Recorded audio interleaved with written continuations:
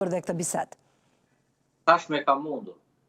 Po të shikosh Edi Rama po del dhe kur thot më humbi algoritmi, është ai algoritmi që Edi Rama në fakt e ka mbajtur de facto. Që kur ka ardhur, domethënë e ka mbajtur se çfarë ishte algoritmi. Algoritmi i Edi Ramës ishte fasada. Ai fasadë e ka ndërtuar gjithë pushtetin e tij për të qenë pastaj i qetë në atë që ka bërë de facto dhe në realitet.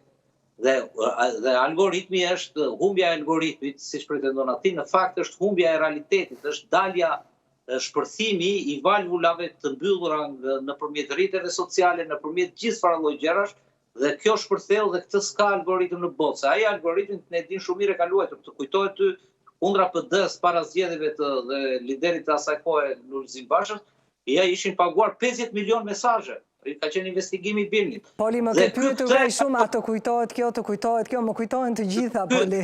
E kam jetuar Shqipërinë siç e ke jetuar edhe ti dhe Evereste.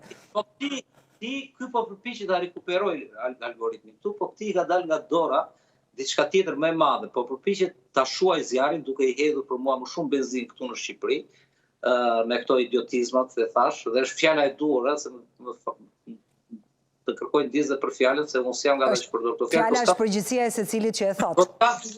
Po s'kam çfarë t'i them një kryeministri që vazhdon bën sikurse kupton, që e kupton dhe bën sikurse kupton bashkë me të vetët se për çfarë po i ndodh realisht. Dhe ajo që i ka shpërthyer dhe nuk e kthen dot prapa Enkeleta, unë si një lexues i rregullt dhe vëzhgues i rregullt i medias ndërkombëtare, është flaka që i ka ndodhur në rang kombëtar. Filloi dhe patjetër, sepse këtu po flas si profesionist, patjetër që në fillim kryelajmi do ishte familja presidenciale, ajo shet. Ajo ka interesa të caktuara brenda SBA-s në media të mëdha, në Europa po dihet për plasja me Trumpin. Por me kalimin e ditëve, gjithë titujt e mediave e stabilishmentit mediatik botëror, do thosha, janë gjitha bashkë, filloi për Flamengot apo për Zvërnesin dhe është kundër kasës korruptuar, është kundra qeverisë së korruptuar. Pra, fjala kyç është futur korrupsionin, sepse ne po bëjmë sikur harrojmë që ky duhet kishte dhënë dorëheqjen, po themi kërkojnë dorëheqje se kërkon shtresa e mesme, ku diun çfarë themi ne.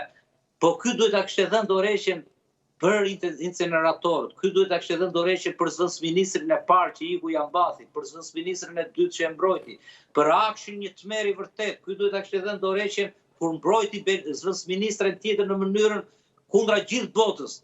Dhe kur vjen puna, ky që na thoshte neve para protestës. Por mbyllë, Poli. Se jemi në sekondat e fundit. Unë udhëhej Taliban, kjo protest ka patur dhe një gjë tjetër. Se dua shumë këtë protestë dhe më ka ndryshuar dhe vetë. Pavarësisht se i mirë kam qenë. Kjo protest i ka hequr Shqipërisë dhe shqiptarëve zhulin që kjo klasë politike na kishte vënë neve. Njerëzit sot në botë po shikojnë një lloj populli që jo vetëm që thotë ky po pengon integrimin, por ka shumë mundësi që nëse largohet ky dhe bën shpejt e shpejt ato pikat, ne të futemi në BE, dhe këtë e kam dhe ne mund të futemi në BE dhe më shpejt. E kam thënë disa vëzhgues të mirë të politikave të huaja dhe të vendit që kjo protestë është dhe dera e hapur drejt Bashkimit Evropian. Everest.